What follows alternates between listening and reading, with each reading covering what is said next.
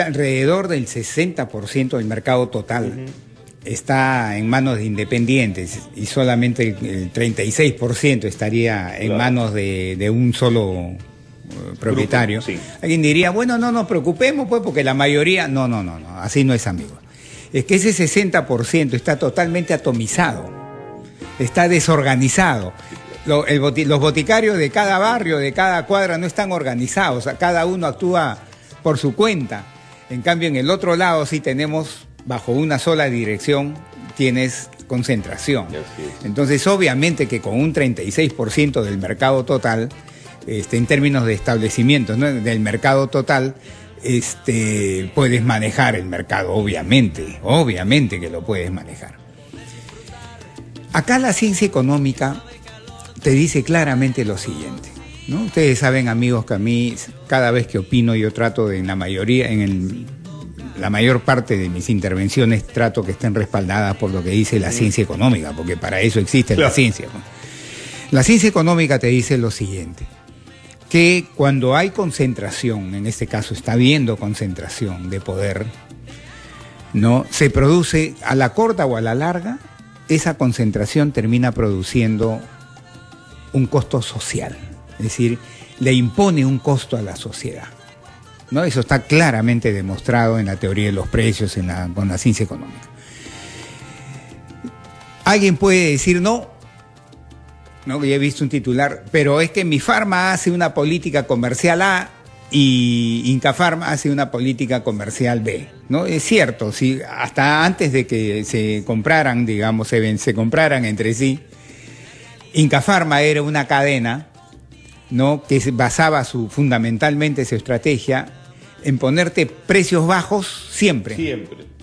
En cambio, Mi Farma era la que basaba su estrategia comercial en darte ofertas, ¿no? Te decía, los hombres, los viejitos, si vienen los viejitos y te doy tu carnet, con eso tienes un descuento de tanto. O sea, ¡ponte linda, bombón! O sea, no, claro que es así. Claro. Pero ya cuando ya pertenece a un solo propietario, ¿no?, vas a poner, yo conozco pues cómo se mueve el sector privado, vas a poner gente tigrasa ahí, gente que tiene un MBA pues que viene de Wharton o que viene de Kellogg o que viene de Boots de Chicago, en fin. Y esa gente lo que tiene en la cabeza es, y porque también los accionistas le dicen, oye, maximiza utilidades. Más tarde o más temprano tienen que maximizar utilidades, y al maximizar utilidades tienen que fijarse en la variable precio, pues en algún momento. Primero se fijarán en costos, en cambio tecnológico, pero al final es en precios. Y ahí es donde viene el riesgo de que pueda haber concertación. Además, Indecopi ya, creo que el 2006, ya los había multado porque los agarró en una concertación de precios sin necesidad de que sean del mismo dueño, o sea, siendo de dueños diferentes, ¿no? Entonces, el riesgo existe. Y existe en forma clara.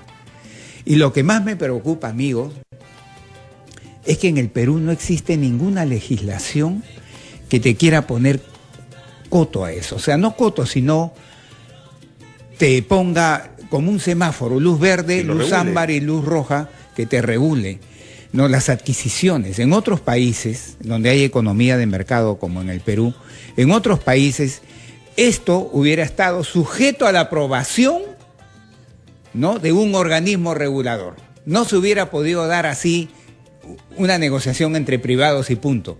Hubiera estado sujeto a una regulación de un organismo del Estado que diga procede o no procede después de hacer una evaluación rigurosa, técnica, profesional. Y acá el error viene incluso desde la Constitución Política del Estado.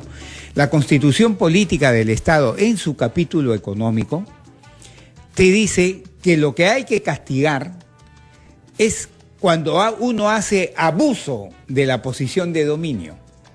No te dice que hay que castigar la posición de dominio, no, sino el abuso, estando en una posición de dominio, el abuso que hagas o que puedas hacer con esa posición de dominio, la Constitución dice, eso habría que castigarlo. Pero no te dice nada de la posición de dominio, te la permite, que es lo que ha sucedido ahora, ¿no? Entonces, y las leyes posteriores tampoco te han dicho ¿Y cómo tú compruebas en qué caso hay abuso de posición de dominio? ¿Y cómo lo castigaría? No existe. Entonces, en ese sentido, amigos, queda bastante que trabajar.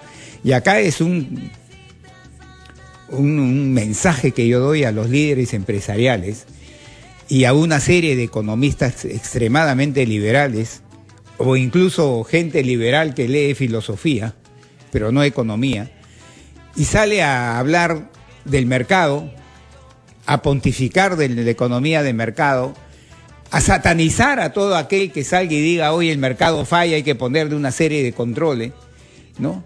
Y miren, ve cómo sucede ahora. Esto necesita una regulación, por supuesto que necesita una regulación. Pretender que esto no debe ser regulado en absoluto es una barbaridad.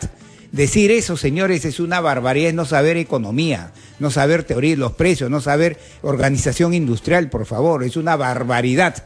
Esto se necesita una regulación y acá la tarea tiene que ser compartida entre el Congreso y el gobierno del señor Kuczynski. Señor Kuczynski, acá hay que poner cortapisas para que estas adquisiciones tengan un control previo, porque si se consideran que van a ser perjudiciales para el hombre de a pie, para la sociedad peruana, no se deben permitir. Y acá que no vengan con que la libertad de expresión, la libertad de hacer negocios, la propiedad, no. Todo eso es correcto, pero no se puede caer en libertinaje. Todo tiene que tener, como se dice, ¿no? Lo que es en exceso siempre produce daño. Algo bueno en exceso termina produciendo daño. Entonces lo que necesitamos acá en el Perú es hacer cambios institucionales muy fuertes a fin de que este mercado de adquisiciones, de fusiones, etcétera, sea bastante bien regulado a la brevedad posible. Y habría también que tratar de cambiar eso de la Constitución, de que solo se cuestiona el abuso del poder de dominio, de la posición de dominio. No, señores, la posición de dominio, más tarde o más temprano, siempre termina en abuso, porque está en el chip del que hace el negocio, está en el chip de su cabeza, que es maximizar utilidades. Alguien me puede decir, sí, pero a veces lo que se quiere es maximizar tamaño. Sí, también. A veces puedo maximizar tamaño también y no utilidades. Pero más tarde o más temprano termino maximizando utilidades, señores. Entonces, está en el chip de a quien pongo al frente de esto. Y más tarde o más temprano voy a tratar, pues, de hacer políticas de precios que me convengan. Eso es así, es natural que eso suceda en un hombre que pone esa gerencial. Pero si ya ocurrió sin y además ya ocurrió sin ser del mismo dueño, se concertaron según Indecopi. Sí, claro. Entonces alguien dice, ahora que son del mismo dueño, ¿por qué no puede ser? Pues, bueno, a propósito, ¿no? De Indecopi, entonces, ¿no? Se ha manifestado. Indecopi informa ante la reciente compra del 100% de las acciones de Quicorp S.A., por parte del grupo Intercorp, que permitiría a este grupo tener el control de las cadenas de farmacias Incafarma, Mifarma, BTL, Arcángel y FASA, que carece de atribuciones para revisar esta compra de acciones, debido a que en el Perú no existe un régimen de autorización previa de este tipo de operaciones. Ya ves, ahí está lo que digo. Indecopi vigilará que no se incurra en actos de abuso de posición de dominio o que impidan a las farmacias independientes competir activamente en el mercado. La supervisión de este mercado se realiza continuamente, de ahí que en el 2016 se haya sancionado a 5 cadenas de farmacias por un acuerdo secreto de precios para elevar el precio de 36 productos farmacéuticos y afines, y se les ordenó un programa de prevención de incumplimiento de las normas de libre competencia que se encuentra actualmente en ejecución. Ya ves, mira, ¿ves?